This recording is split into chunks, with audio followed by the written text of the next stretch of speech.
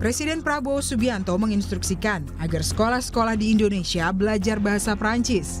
Hal itu disampaikan Presiden Prabowo dalam kunjungan kenegaraannya yang keempat kali ke Paris, Prancis pada Kamis lalu.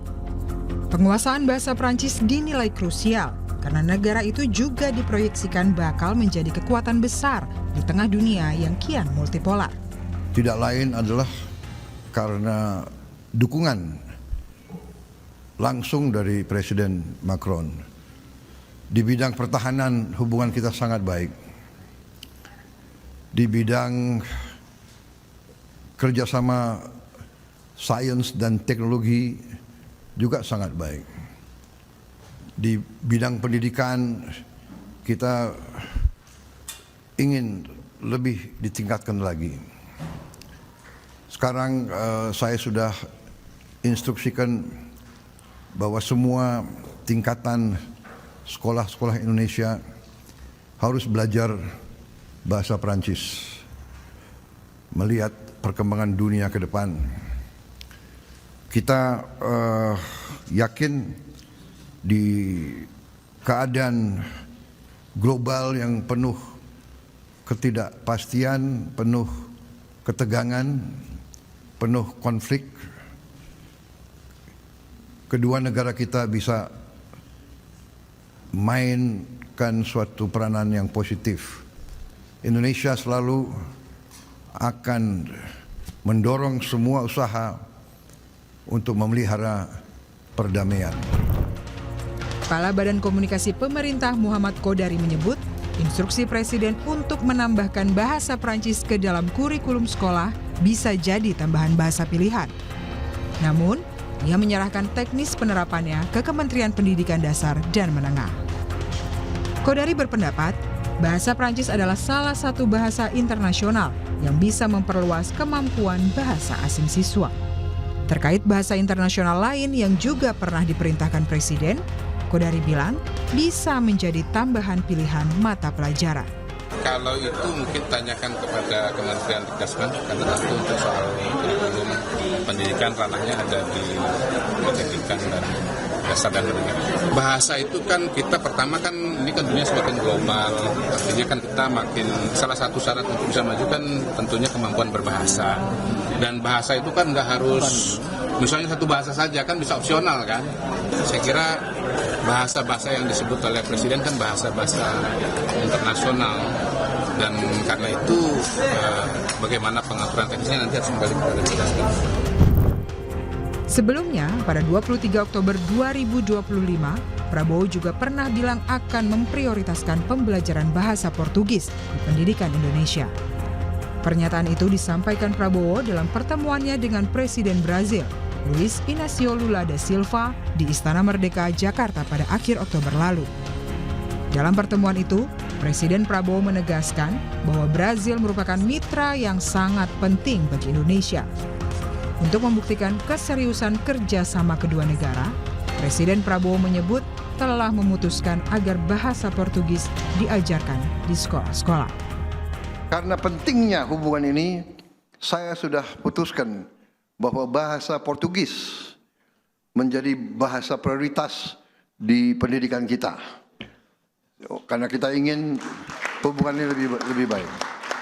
Selain bahasa Inggris, bahasa Arab, bahasa Mandarin, bahasa Jepang, bahasa Korea, Perancis,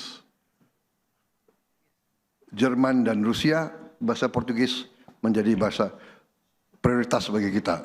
Portugis dan Spanyol. Saya kira itu dari saya.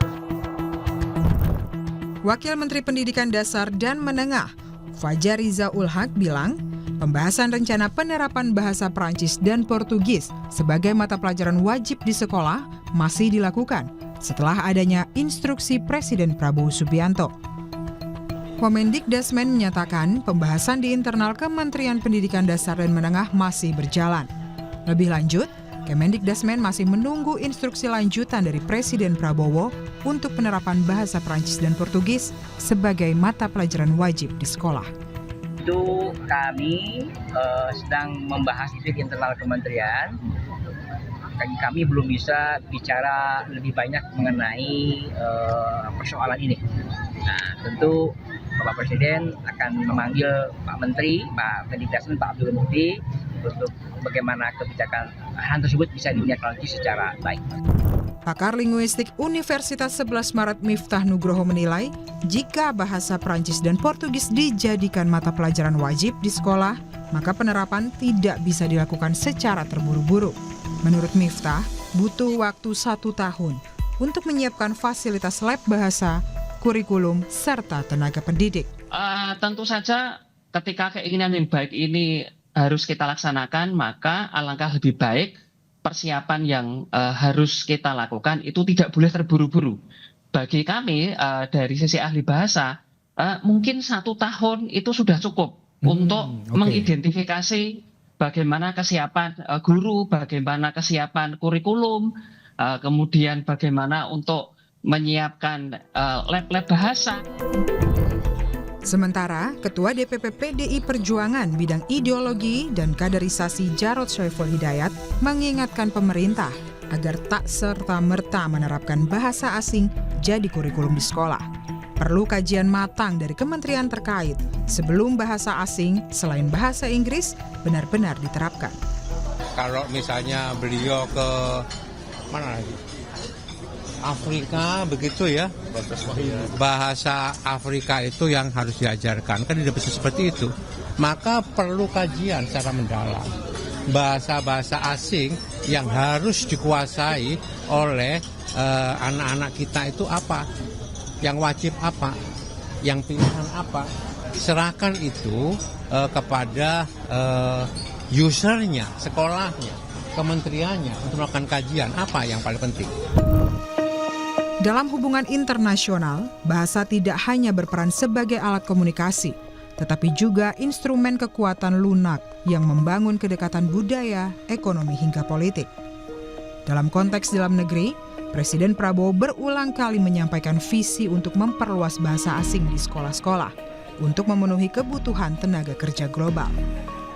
Dalam sidang Kabinet Oktober 2025 lalu, Presiden Prabowo juga menekankan pentingnya pengajaran bahasa asing di sekolah untuk memenuhi kebutuhan tenaga kerja di luar negeri. Sekolah terintegrasi harus punya laboratorium yang cukup bagus. Laboratorium matematik, kimia, biologi, laboratorium bahasa. Bahasa sangat penting.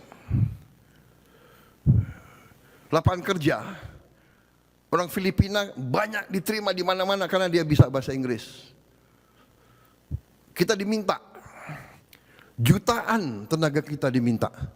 Di Eropa minta pekerja hotel, kafe, restoran. Dia minta 1 juta tiap tahun. Kepala-kepala negara, pemerintah dari Eropa nanya ke saya, can you send? Hotel-hotel dia sekarang nggak ada yang kerja. Restoran-restoran kewalahan. Rakyat mereka tidak mau kerja sebagai pelayan. Dan mereka terkesan katanya orang Indonesia ramah-ramah. Ya, berarti kita harus didik mereka bahasa. Ada yang bahasa Inggris, mungkin paling banyak di Eropa. Mungkin juga kita didik bahasa Arab, bahasa Mandarin, bahasa Jepang, bahasa Korea. Juga kita diminta perawat untuk rumah sakit dan untuk caregiver, untuk orang tua di sana. Meskipun kemampuan bahasa asing bisa menjadi modal utama untuk bisa bersaing di dunia global, namun begitu, pemerintah perlu memastikan kemampuan pengajar hingga infrastruktur untuk mengajarkan bahasa asing sudah siap dan bisa merata ke seluruh tingkatan sekolah di Indonesia. Tim Liputan, Kompas TV.